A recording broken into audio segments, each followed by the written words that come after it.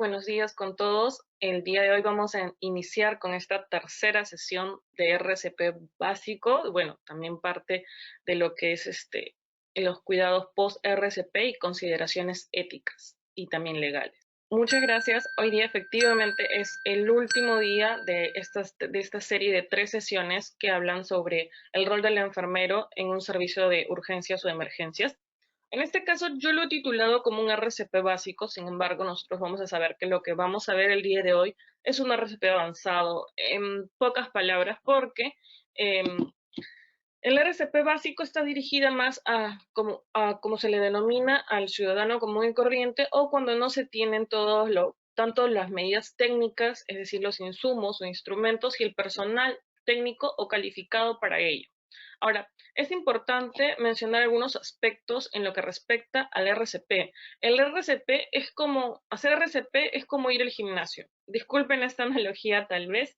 Es como cuando uno va al gimnasio y te dicen, no importa cuántas repeticiones lo hagas, sino que lo hagas bien.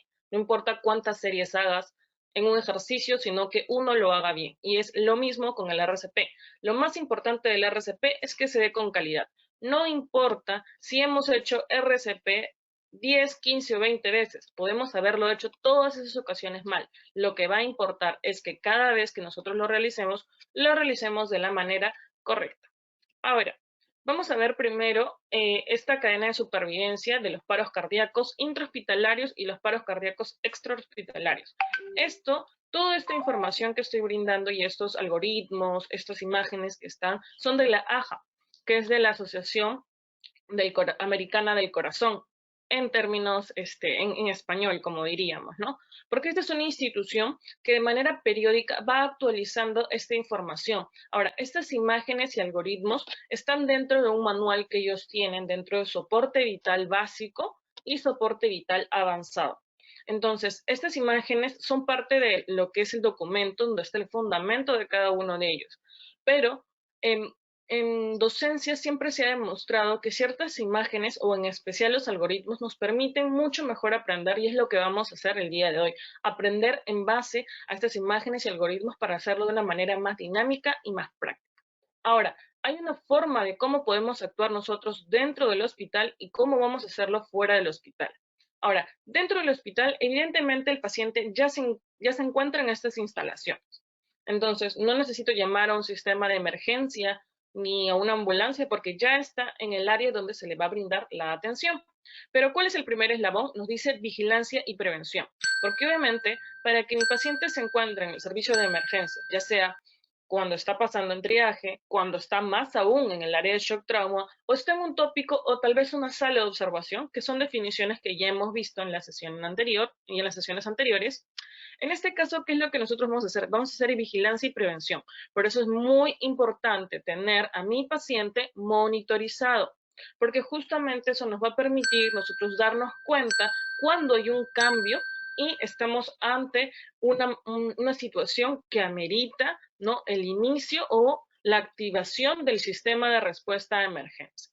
Muchas veces lo llaman código rojo, código azul, código amarillo. En algunas ocasiones, los que trabajan en algún hospital, bueno, en mi caso, por ejemplo, yo trabajo en UCI, entonces yo no necesito activar ni código amarillo ni código rojo, que es como lo maneja mi institución, porque ya en mi servicio es que está el personal justamente que ve este tipo de situaciones. Nosotros vemos este tipo de situaciones. Pero ¿qué sucede si estoy en el servicio de dermatología? Evidentemente los dermatólogos no van a manejar este sistema, no lo van a manejar de la misma manera que lo hace el servicio de UCI. Por eso el servicio de dermatología tendrá que llamar, ya sea perifonear, para que puedan llamar por el altavoz e indicar, ¿no?, código rojo en el servicio de dermatología o código amarillo en el servicio de dermatología, o en todo caso llamar al mismo anexo del servicio para que se puedan acercar. Mientras tanto, cualquier enfermera debe saber hacer las compresiones. RCP de calidad inmediata.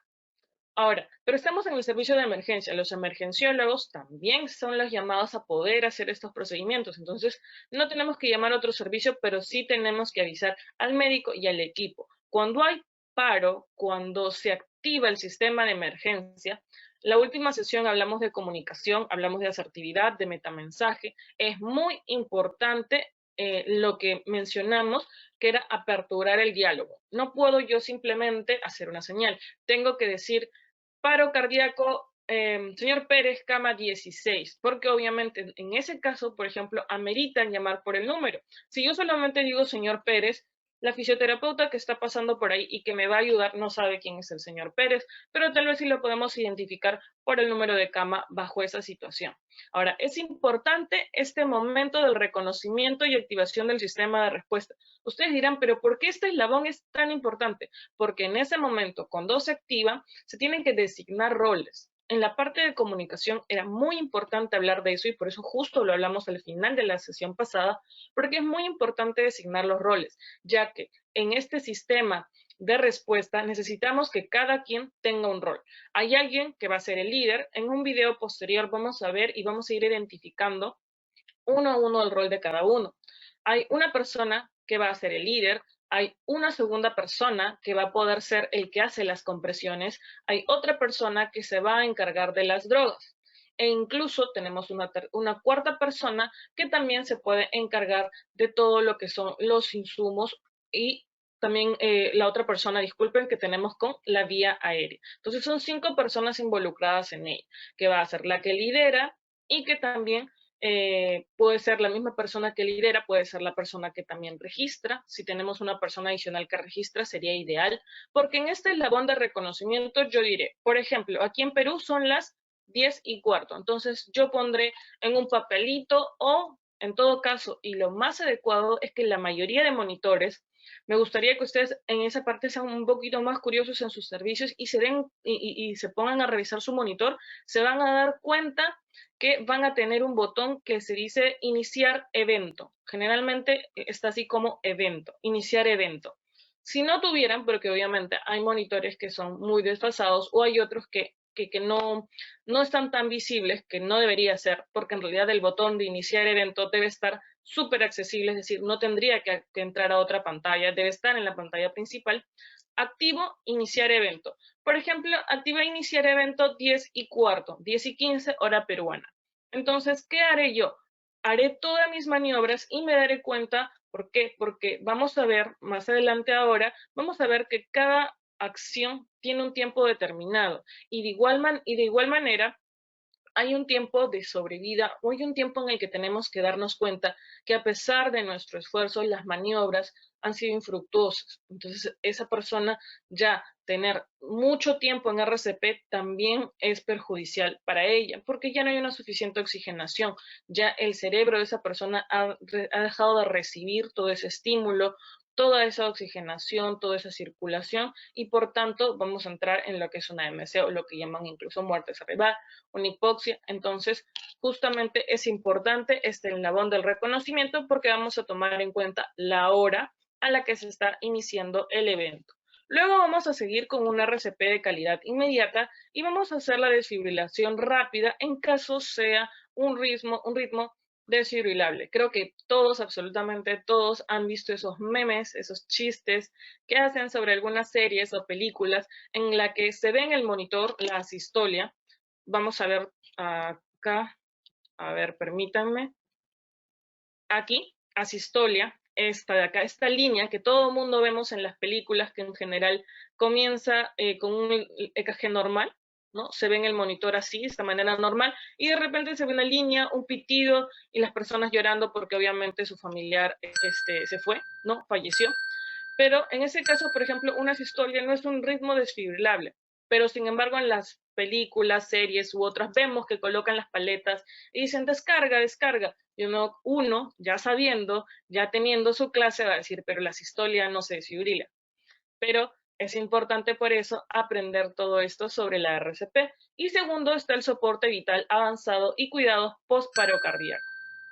Entonces, aquí vamos a ver qué son los profesionales de cuidado primario, el equipo de intervención en paros cardíacos, el laboratorio de cateterismo y la UCI. Un paciente post-paro no se va a quedar en mi emergencia. ¿A dónde se va a ir? A la UCI, o CI, como en algunos lugares le llaman. Entonces, mi paciente post-paro cardíaco generalmente no se va a quedar en mi servicio, tiene que ir a la UCI. Ahora, obviamente tenemos todas estas cuestiones de gestión y logística de si hay o no hay cama.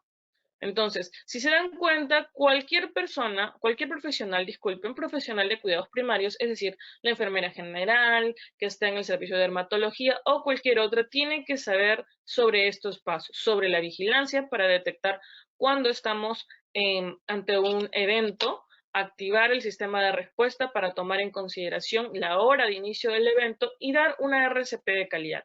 A partir de aquí tenemos el equipo de intervención de paros cardíacos. Entonces, la enfermera del servicio de emergencia estará ¿dónde? Aquí, en cuidados primarios o en intervención de paros. La respuesta es que la enfermera del servicio de emergencia debe estar aquí, en el equipo de intervención de paros cardíacos. Ahora, vamos a mencionarlo de todas maneras porque son para paros cardíacos extrahospitalarios, porque de todas maneras nos sirven en nuestra vida cotidiana, nos sirven en nuestro día a día. Primero vamos a hacer un reconocimiento y activación del sistema de respuesta a emergencia. Lo clásico que deben haber visto en algún video es que obviamente se revisa el pulso, ¿no?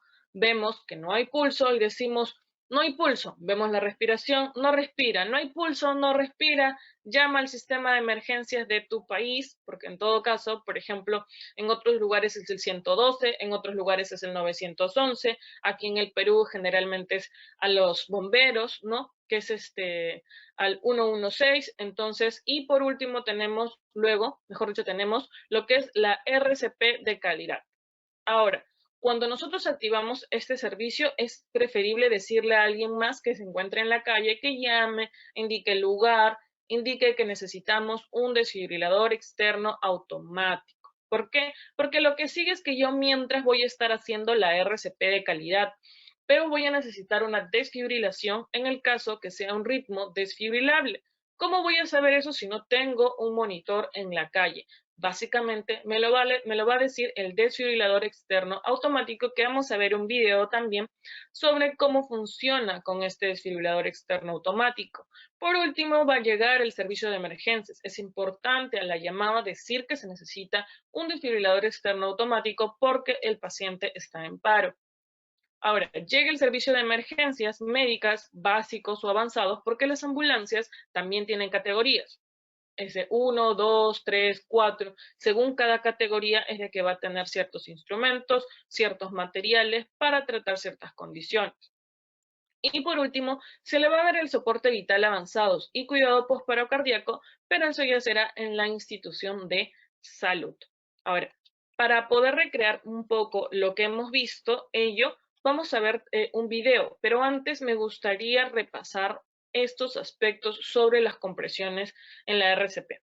Vamos a ver el video porque en el video vamos a observarlo muchísimo mejor, pero es importante que primero tengamos en cuenta estos puntos sobre las compresiones en la RCP. Como vemos en esta imagen, es siempre importante. Recuerden que no podemos cuidar a otros si no nos cuidamos a nosotros mismos primero. Eso quiere decir que tengo que poner, mi seguridad por encima. Parte de mi seguridad es cuidar mi columna. Nosotros las enfermeras de por sí ya tenemos que cambiar pacientes y hacer otras actividades que de todas maneras implican, ¿no?, la utilización de mi columna, de mi espalda, y obviamente con los consecuentes dolores, lumbalgia, cervicalgia y otros. Entonces, hay que evitar esto, porque aunque ustedes no lo crean, o si alguno ya ha estado en este tipo de eventos, en el RCP, en general, el tiempo y la fuerza que hace para ello puede llegar a lesionar. Entonces, es importante mantener la espalda recta. Entonces, lo primero que voy a pensar es hacerlo de manera adecuada, pero siempre manteniendo mi espalda recta. Hay que utilizar el peso del cuerpo para hacer compresión, es decir, los brazos no son los que se deben llevar el peso o hacer la fuerza en sí, sino que por gravedad el peso de mi cuerpo va a caer y me va a ayudar a hacer las compresiones en la medida debida. Los brazos deben estar rectos, en ningún momento voy a doblar los codos, los brazos deben estar rectos. Como ven, no es necesario que entrelacemos los dedos, si queremos lo hacemos, si queremos solo colocamos sobre la base de la mano, colocamos la otra mano en el dorso de la mano que sea más dominante y la colocamos en esta parte que generalmente vamos a ver que están entre las tetillas, como se denomina, ¿no?, en la base esternal. Ahora, el talón de la mano sobre el esternón y arrodíllese al lado de la víctima. Es muy importante que las rodillas, como ven en la imagen, se encuentren lo más cercana al paciente. Las rodillas tienen que estar lo más cercana al paciente. Si yo tengo las rodillas más alejadas del paciente, no voy a mantener muy bien la espalda recta. Mi peso no me va a ayudar a poder hacer estos procedimientos. Entonces, no vamos a hacer una RCP de calidad. Entonces, es importante eso. Ahora, es importante hacer las compresiones, pero tan importante como las compresiones es dejar que se relaje, es decir, que se vuelva a expandir para volver a hacer la compresión. ¿Qué sucede? Las compresiones tienen que ser a un ritmo de 100 a 120 por minuto. Entonces, es importante que lo hagamos en esta frecuencia y que la compresión, en todo caso, para adultos es como de 5 a 6 centímetros. Pero ahora es imposible nosotros poder medir cuánto estamos haciendo. ¿Será 5? ¿Será 6? ¿Cuánto estaremos comprimiendo? Lo importante es hacer una compresión con todo el cuerpo, poder hacer una compresión que nosotros tengamos como un aproximado en nuestra mente y podamos hacer esa compresión a esa distancia mencionada. Y después de ello, dejar la relajación, dejar que se vuelva a expandir y volver a comprimir. Pero esto no puede ser lento, tenemos que hacerlo lo más rápido posible. Ahora, hay que evitar en la medida de lo posible las interrupciones. No podemos estar haciendo interrupciones. Definitivamente, hacer los masajes cardíacos, o mejor dicho, las compresiones, definitivamente van a desgastarnos físicamente. Por eso, cuando hay una parada cardíaca, todo el equipo de salud debe estar involucrado, porque va a ser necesario que en algún momento se tenga que relevar a la persona que se encuentra haciendo las compresiones. Entonces yo haré un ciclo de compresiones que, aunque no lo crean, en 2 minutos, por la adrenalina del momento y por la fuerza que se requiere para hacer una compresión efectiva, esa persona se puede cansar. Entonces la siguiente sesión de compresiones, el siguiente ciclo de compresiones lo podrá hacer otra persona y así irse turnando para que esto fuera más efectivo. Si es que no se puede, pues evidentemente colocaré a la persona que yo considero que es la más fuerte o la que tenga mayor resistencia a hacer las compresiones. Pero de no ser así, igual manera, si soy la única persona en el momento, comienzo a hacer las compresiones de la manera que hemos mencionado. Bien, antes de seguir con los algoritmos, vamos a ver un pequeño video con respecto a esto para que nos pueda orientar un poco mejor.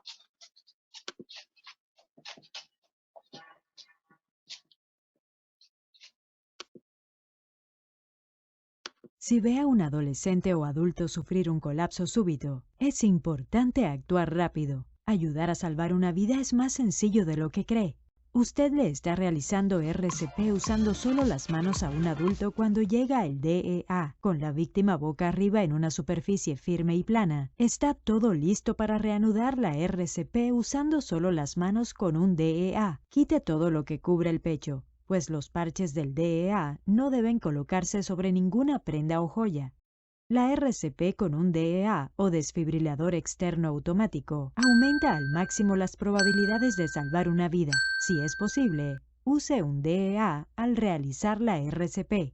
Los DEA son seguros, precisos y fáciles de usar. Cuando encienda el DEA, siga las indicaciones. El DEA comprobará si la persona necesita una descarga y le indicará que la aplique o que reanude la RCP.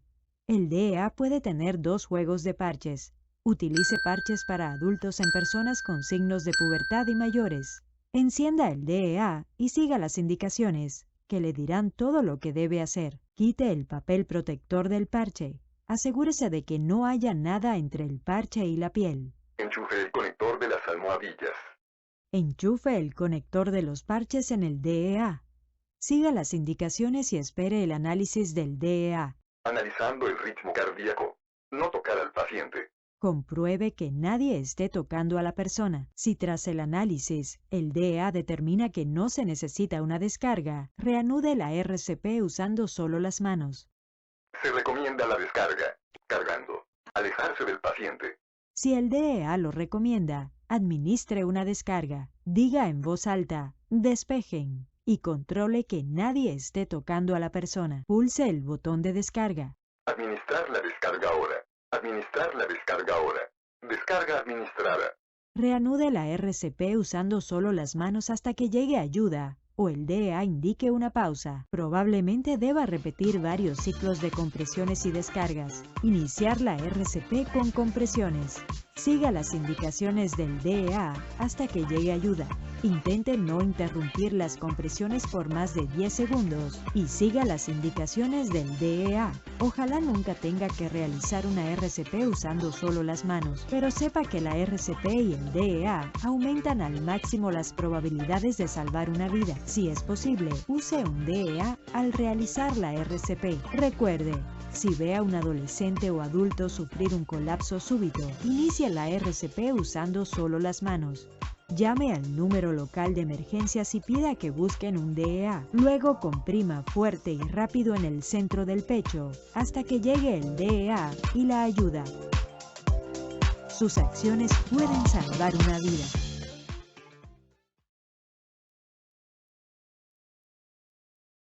Hasta aquí hemos visto el video porque era importante porque si bien es cierto, este video nos está mostrando cómo se realiza este procedimiento extrahospitalario, pero hemos visto algunos ítems que es importante reconocer. Por ejemplo, en el desfibrilador externo automático tiene, como hemos visto en el video, tiene unas almohadillas que podemos colocar. Hay que tener ciertas consideraciones con respecto a ello. Estas almohadillas, si bien es cierto, como ven en la figura, tanto en adultos como en niños, ya viene la posición donde se debe colocar. Pero si vemos que esa zona está lesionada porque estuviera quemada, con alguna herida o algo, lo podemos poner en otra zona, digamos, próxima. O sea, no es necesario, no es al 100% que lo tenga que colocar aquí si es que la zona estuviera lesionada, porque recordemos que, de ser el caso, va a brindar una descarga eléctrica. El DEA lo que va a hacer es justamente comprobar cuál es el ritmo al que se encuentra la persona y de esa manera saber si es desfibrilable o no.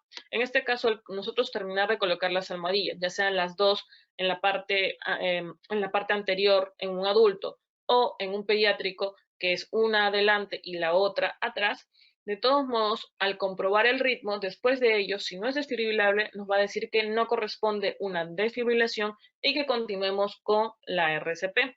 Entonces, es importante tener en cuenta estas consideraciones. Si bien es cierto, hay una guía, ¿no?, que nos indica en qué zonas deben estar, si estas zonas se encuentran lesionadas, no lo podemos colocar.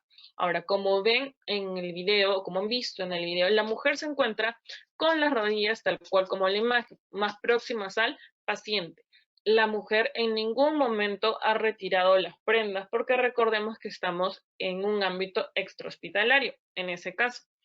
Y está colocando y ayudándose de su cuerpo para brindar todo el peso hacia la parte external y está manteniendo los brazos rectos. De igual manera, la espalda recta. Y le da un tiempo para que vuelva después de la compresión, para que vuelva a expandirse en la relajación y volver a comprimir de esa manera. Ahora, vamos a ver, eso es con respecto a lo que es prehospitalario, pero vamos a ver lo que más nos interesa, que es en el ámbito intrahospitalario con una RCP avanzada. Permítanme. Bien. Ahora, estos son nuestros dos algoritmos que nos muestra la AHA para el 2020, que son en general, uno, cuál es nuestro algoritmo, que es como decir, es los pasos, es como un flujo de cómo debemos nosotros conducirnos cuando tenemos el inicio de un evento y tenemos que iniciar lo de la RCP. Y tenemos acá el otro algoritmo que va a estar determinado para los cuidados post-paro cardíaco. Pero antes de eso es importante saber cuáles son los ritmos que hay en la RCP. Vemos aquí esta imagen y obviamente vemos cómo es un EKG normal, ¿no? Donde tenemos una onda P, un complejo QRS, una onda T, ¿bien? Y tenemos los intervalos PR, QT. Ahora, es importante que en nuestro monitor, cuando nosotros estemos en el momento de vigilancia de nuestro paciente dentro del servicio de emergencia, nosotros podamos visualizar que A menos que el paciente ingrese de por sí con ya una patología cardíaca, el EKG que se muestre en este monitor sea normal. En todo caso, si nosotros verificamos, pueden haber estos dos casos: ritmo desfibrilable, la fibrilación ventricular o la taquicardia ventricular sin pulso. Ahora, generalmente la taquicardia ventricular sin pulso, es la que precede a una fibrilación ventricular. Como vemos en una taquicardia, no tenemos en general esos complejos de esa manera. Es como si tuviéramos solamente ondas o picos uno tras otro, pero tienen de cierta forma una regularidad. Cuando pasan a hacer una fibrilación ventricular, vemos que no hay onda P, ¿no? No hay un complejo QRS definido y vemos que incluso son de manera más irregulares o erráticas. Por eso que decimos que generalmente una taquicardia es precedente a una fibrilación. Estos ritmos son desfibrilables y en este caso no voy a tener, como en las películas, una sistolia en la que suene mi monitor y simplemente veamos una raya infinita, ¿no? Sino en este caso mi monitor probablemente puede que no suene, porque no es que estén diseñados los monitores no están diseñados para poder avisarnos ante ritmos anormales. Generalmente los monitores solo tienen la alarma tienen la alarma para poder avisarnos cuando la frecuencia cardíaca está por encima o por debajo de los niveles que yo he colocado como normales. ¿Por qué? Porque las alarmas en los monitores están diseñadas para que yo también las pueda modificar. ¿Qué sucede? Nosotros tenemos como que una base de que la frecuencia cardíaca siempre debe ser entre 60 y 100. Hay personas que, por ejemplo, tienen una bradicardia sostenida y es su basal, es decir, es la forma en la que ellos siempre tienen su frecuencia cardíaca y es su basal de vida, es decir, no se encuentran en riesgo por tener tal vez una frecuencia cardíaca de 55, 52, porque es con lo que cotidianamente están. Si nosotros a esa persona le conectamos al monitor y no hemos modificado la alarma, obviamente esta alarma nos va a estar sonando todo el día. Por eso es importante, según mi paciente, yo colocar los datos de alarmas en, en mi monitor. Entonces, en mi monitor yo tengo que verificar cómo se encuentra el paciente. Si veo obviamente una sistolia, es mucho más evidente, pero tal vez estos dos de acá incluso son un poco más evidentes que es la actividad eléctrica sin pulso. Vemos que en este caso, ¿no? Tenemos incluso cuando hay ondas P que no se encuentran muy bien definidas y vamos a ver que este caso no es desfibrilable. Entonces, es importante reconocer mis ritmos en la RCP para saber cuándo voy a usar el desfibrilador y cuándo no va a ser indispensable. Ahora, vamos al primer caso. Si tenemos una asistolia o una actividad eléctrica sin pulso, lo primero y que siempre voy a tener a la mano es mi coche de paro. En nuestro coche de paro, lo que nunca va a faltar, ténganlo 100% por seguro, es adrenalina o epinefrina. Es muy importante familiarizarnos con este término, por favor. Adrenalina o epinefrina, porque ha sucedido situaciones en COVID. Lamentablemente había mucha necesidad de personal especialista en cuidados críticos, ¿no? O en emergencias, que también dominan esta área, pero debido a que no había el suficiente personal, a veces contrataban recién egresadas o enfermeras generales que no estaban muy familiarizadas con ello. Los que trabajamos en área crítica estamos muy familiarizadas porque, por ejemplo, parte de las labores dentro de nuestro servicio es hacer el conteo de nuestro coche de paro. Tenemos un coche de paro con un listado que son los que generalmente, o sea, que son los medicamentos e insumos que generalmente se van a usar en estos eventos, como que puede estar también el maletín para vía aérea. Entonces nosotros sabemos reconocer nuestros tubos endotraqueales, las guías, el laringoscopio, las diferentes hojas del laringoscopio, los medicamentos más comunes que están en nuestro coche de paro. ¿Qué sucede? En estas ampollas no necesariamente va a decir adrenalina. Entonces, es importante que si dice epinefrina es lo mismo. Es igual con la noradrenalina, que lo podemos encontrar como norepinefrina. Entonces, es lo mismo, es el mismo nombre. Sí, es importante recordarlo. adrenalina o epinefrina. Vienen en ampollas muy pequeñas, hay también que ver la presentación en la que vienen. Algunos vienen en 0,5 miligramos, otras vienen en 1. ¿Por qué? Porque si yo necesito adrenalina 1 miligramo y mi ampolla viene de 0,5, ¿qué haré yo? 2 ampollas las voy a cargar. Si en todo caso viene 1 miligramo, voy a cargar solo una. Pero es importante para saber, es importante fijarnos. No se olvide que para toda administración de medicamentos tengo que seguir mis mínimos, que son los 5 correctos. Y parte de esos 5 correctos es el paciente correcto, en efecto, es el paciente que está en paro. Y ver si la indicación y la dosis es la correcta. Y en este caso estamos viendo que es la adrenalina y nos está pidiendo de 1 miligramo. Y también parte adicional a los 5 correctos, algunos los conocen como los 10 correctos también, está en verificar fecha de vencimiento. Por eso es importante que nuestros coches de paro sean revisados no solamente para ver la cantidad de estos insumos y que nunca nos falten, sino también para ver que estos se encuentren dentro